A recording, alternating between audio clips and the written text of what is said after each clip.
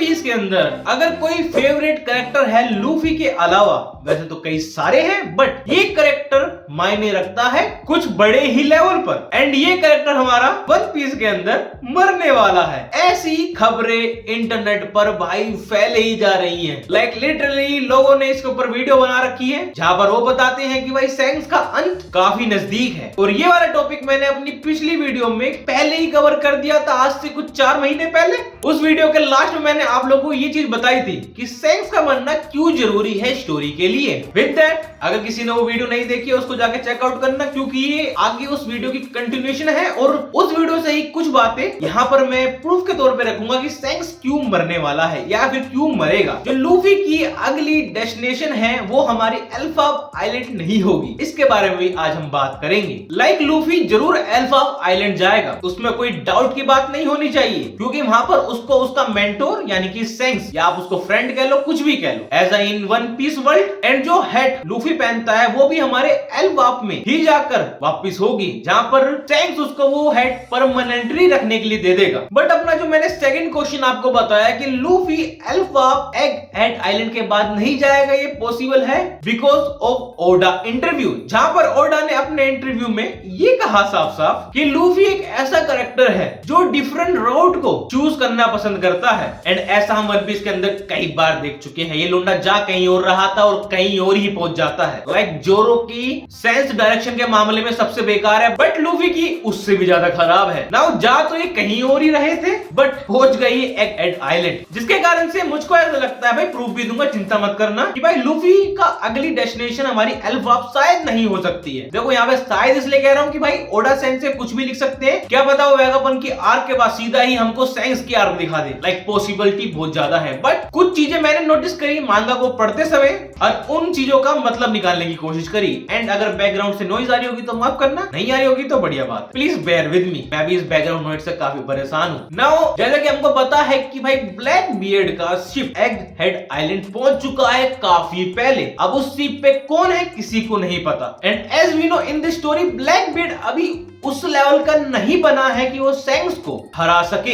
Like वो लोंडा अभी तक उस लेवल तक पहुंचा ही नहीं है, जिसके कारण से जो फाइनल आर्क होनी है वो अभी होते हुए कहीं तक नहीं दिखती है। क्योंकि मेन रीजन एक ये भी है कि भाई जो गार्प है वो अभी ब्लैक बियर्ड पायरेट के अंदर है। एंड अगर लूफी इस आर्क के बाद यानी कि वेगापंक की आर्क के बाद सीधा ही एल्फाब जाता है तो उसके पीछे ब्लैक बियर्ड पायरेट आएंगे। एंड सैंक्स से अभी वो लोग पंगा नहीं ले सकते हैं। लाइक ब्लैक बियर्ड कितना ही हरामी क्यों ना हो, कितने ही पावरफुल लोग उसके पास अभी भी क्यों ना हो, बट वो अभी भी सैंक्स के लेवल का नहीं है। रीजन क्योंकि उसके पास एक टाइटल है जो उसको ब्लैक बियर्ड से काफी अलग करता है, योंको को नहीं, the strongest hockey user. And black beard के पास अभी तक ऐसा कोई भी टाइटल नहीं आ पाया है। And now as we know, जब स्ट्रॉन्गेस्ट लोग फाइट करते हैं तो वो बवाल मचाते हैं। व्हाइट बियर्ड के सीन में हम देख चुके हैं कि भाई ब्लैक बियर्ड को धोखे से उसे मारना पड़ा। लाइक हमारा व्हाइट बियर्ड काफी ज्यादा जख्मी हो चुका था जब ब्लैक बियर्ड आया एंड उसको मरी हुई हालत में ही उसने मारा, जहां पर हमारा व्हाइट बियर्ड काफी बीमार आदमी था।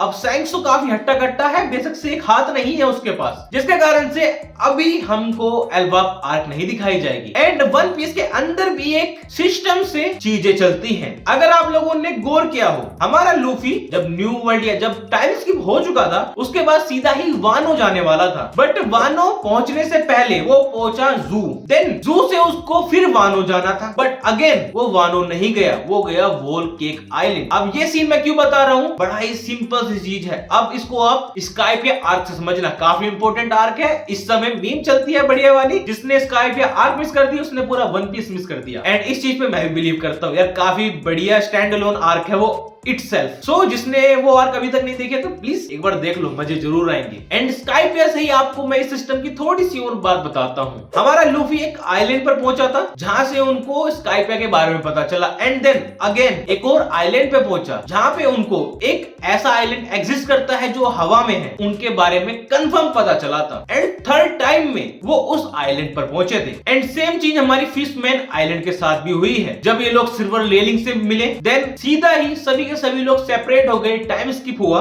जहां पर हमारा लूफी सीधा बोआ हैंकॉन्ग की गोद में पहुंच गया एंड उसके बाद मरीन फोर्ड में पहुंच गया। देन उसके आगे जाकर सिल्वर रेलिंग ने उसको हाकी सिखाई, उसके बाद जाकर वो लोग फिशमैन आइलैंड पर पहुंचे। नाउ टोटल 5 आर्क हो चुकी है, स्काइपे आर्क, मरीन फोर्ड की आर्क, वानो आर्क एंड वोल्क एक आइलैंड की आर्क। द लास्ट वन हमारी जो होगी वो होगी एल्फ वार्प की आर्क। तो वहां तक इतना आसानी से तो नहीं पहुंचेंगे एंड वन पीस के अंदर ही जब हमारा लो इन सबको the man with one mark के बारे में बता रहा था तो उस समय हमको 3 डिफरेंट रूट के बारे में पता चला था, जहां पर लो ने सैंक्स वाला चूज किया, एल्फ वार्प वाला। देन सेकंड हमारा किड जो सीधा ब्लैक बियर्ड से भिड़ गया, और हमारा लूफी जिसने वेगापंक वाला मार्क चूज किया। तो नाउ विद दैट कि भाई हमारा जो वन पीस है उसके अंदर एक सिस्टम से आर्क को स्टैब्लिश किया जाता है, और अभी जैसे ही लूफी इस आइलैंड से बाहर निकलेगा तो उसको अपने ग्रैंडफादर के बारे में पता चलेगा कि भाई ब्लैक बियर्ड ने उनको कैप्चर कर लिया है। अब देखो लाइफ थ्रेटनिंग मामला नहीं हुआ, लाइक ब्लैक बियर्ड ने ये अनाउंस नहीं कर दिया कि मैं इस बड़ों को टपकाने वाला हूं पूरी पब्लिक के सामने, तो तब लूफी वहां पर जरूर जाएगा। अगर ऐसा कुछ नहीं होता है, लाइक उसको पता भी चल जाता है कि उसके ग्रैंडफादर ब्लैक बियर्ड के कब्जे में है, देन वो वहां पर नहीं जाएगा। उसके बाद हमको एक नई जगह दिखाई जाएगी, या फिर जैसे मैंने कहा शायद हमको एल्फ वार्प डायरेक्ट दिखाया जाए। एल्फ वार्प हमारी सैंक्स की ही टेरिटरी है, और अगर ऐसा होता है तो भाई जो ब्लैक बियर्ड का जो शिप है उसको मैं कंफर्म करके ये कह सकता हूँ कि भाई उस पे हमारा ब्लैक बियर्ड ही मौजूद है, क्योंकि जो रूमर है सैंक्स के मरने का उसके लिए एक रीजन भी चाहिए। अब लूफी वहां पर जाएगा, वो सैंक्स को तो मारेगा नहीं। अब उसको मारने के लिए सबसे बढ़िया बंदा कौन है वन पीस के अंदर, अब आप लोग मुझको बताओ। For me it is a black beard. And जहां पर कहानी मैं सोच रहा हूं वहां तक जाती है तो इन दोनों में फाइट जरूर होगी एंड ब्लैक बियर्ड उसको धोखे से मारने की कोशिश करेगा। देखो फ्रंट की बैटल में या 1v1 ब्लैक बियर्ड नहीं जीतने वाला, चाहे उसके पास 2 डेविल फ्रूट हो या जो रूमर चल रहे हैं कि उसने तीसरा डेविल फ्रूट एक्वायर कर लिया है उसके साथ भी नहीं, क्योंकि जो मैंने अभी प्रीवियस वीडियो बनाई है जिसमें मैंने आप लोगों को बताया, जिसने नहीं देखी जाके चेकआउट करो, काफी अच्छी वीडियो है कि हाकी कैसे डेविल फ्रूट को डिस्ट्रॉय करती है। एंड वहीं पर ही हमको द स्ट्रॉन्गेस्ट हाकी यूजर सैंक्स को बताया गया है। तो कितने ही डेविल फ्रूट हो हाकी के सामने सब फेल है, अनटिल और अनलेस उसके पास कुछ अलग ही लेवल की बकचोदी आ जाए, यानी कि हमारे ब्लैक बियर्ड के पास कोई अलग ही लेवल की पावर हो जहां पर वो हाकी को भी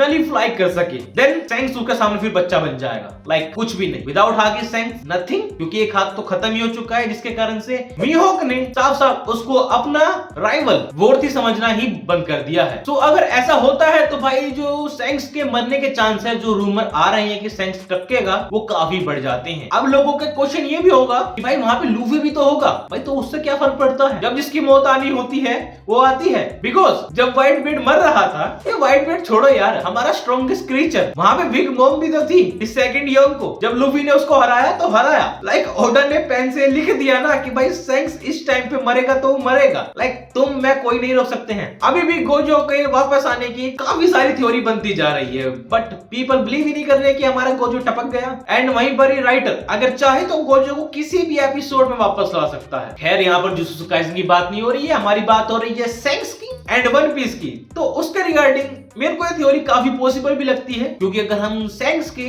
थोड़े वर्क के ऊपर बात करें तो भाई काफी शेडी फील होते हैं। लाइक अगर ऐसे नहीं मरा तो वो वैसे जरूर मरेगा। हमको ये चीज याद रखनी चाहिए कि भाई रोजर ने सैंक्स को सब कुछ बताया है वन पीस के बारे में, जिसके कारण से अब जाकर सैंक्स ने वन पीस को क्लेम करने के बारे में वैन बैकमैन से बात करी है। एंड वो भी जब लूफी जोई बॉय में ट्रांसफर हुआ, लाइक उससे पहले वो जब चाहे जा सकता था, मगर उसको भी वही एंड देखने को मिलता है जो रोजर को देखने को मिला। लाइक नथिंग, वो अंदर ही नहीं जा पाया वन पीस के, because Luffy is the key for One Piece. ये बात मैं काफी बार कह चुका हूँ एंड आगे जाकर ये थ्योरी सच होती है ना भाई कि लूफी या कह लो जो उसका डेविल फ्रूट है वो वन पीस की है, तो मेरी थ्योरी भाई 100% सच हो जाएगी। अगर ऐसा नहीं होता है देन किसी और की थ्योरी सच हो जाएगी। लाइक वन पीस के ऊपर बहुत ज्यादा थ्योरी बनी पड़ी है। सो नाउ अब सबका एक क्वेश्चन यही है कि भाई क्या वाकई में ही सैंक्स मरेगा। देखो अगर सैंक्स नहीं मरता है एल्फ वार्प पर तो एक डिफरेंट रूट मिलेगा हमको कि लूफी एल्फ वार्प इस वेगापंक की आर्क के बाद नहीं जाएगा। ये सिंपल सा आंसर हो जाएगा कि एल्फ वार्प आर्क अभी भी काफी दूर है। लाइक वानो आर्क ही खुद 4 साल बाद आई, काइडो का कब से मेंशन हुआ एंड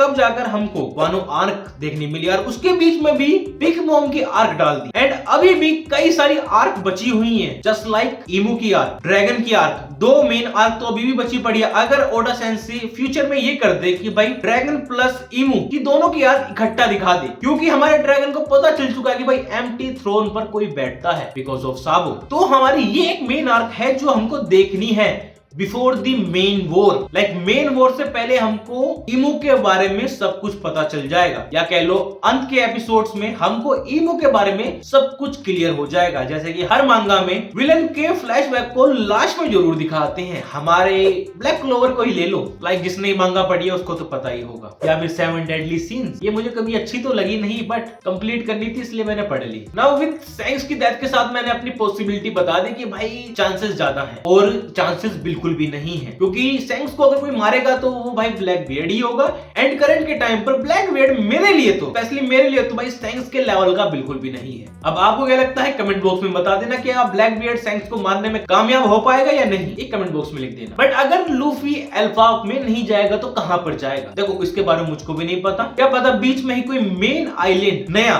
वो उजागर हो जाए वन पीस के अंदर। लाइक बिग बॉम की आग के बारे में मैंने कभी नहीं सोचा था, जब वो जू पे भी बैठे हुए थे ना, कभी भी मेरे माइंड में नहीं आया। जब ओडा सेंसेई ने सांजी के तो पूरी गेम ही पलट दी, तब लगा यार वाकई में ही क्या रूट बदला है वानो आर्क से। मैं काफी इंतजार कर रहा था वानो आर्क का, लाइक मेरे को भी देखना था कौन है ये स्ट्रॉन्गेस्ट क्रीचर, बट देखने को मिली द स्ट्रॉन्गेस्ट बुढ़िया, जिसने ना जाने 125-130 बच्चे पैदा किए हैं। लाइक 25 साल हुए हैं रोजर को मरे हुए, है ना। वन पीस के अंदर मैं गलत हूं तो मेरे को करेक्ट करना। एंड वहीं पर ही इसने 125 बच्चे पैदा करे, भाई कैसे मुमकिन है। लाइक हर साल डबल भी देगी, ट्रिपल देने पड़ेंगे यार। यार ऑफ टॉपिक जा रहे हैं, हम इस पे बात नहीं करते हैं। हम उस आइलैंड पर आ जाते हैं जिसमें लूफी जाएगा। अब इस आइलैंड के बारे में एक थोड़ी सी और बात करता हूं। जब रोबिन जब ये बता रही थी कि जो फोर्थ पोनीग्लिफ है उसको आज तक 25 साल में कोई भी ढूंढ नहीं पाया है, जिसके कारण से काफी लोगों के मन में ये आ गया भाई अब तो एल्वाप आइलैंड आएगा, क्योंकि जो काइंड का आइलैंड है वो सबसे मिस्टीरियस आइलैंड है वर्ल्ड गवर्नमेंट के लिए भी। लाइक उनकी वहां पर पावर बिल्कुल भी नहीं चलती है। एंड पॉसिबिलिटी फोर्थ पोनीग्लिफ की वहां पे होने की इसलिए भी बढ़ गई क्योंकि सैंक्स का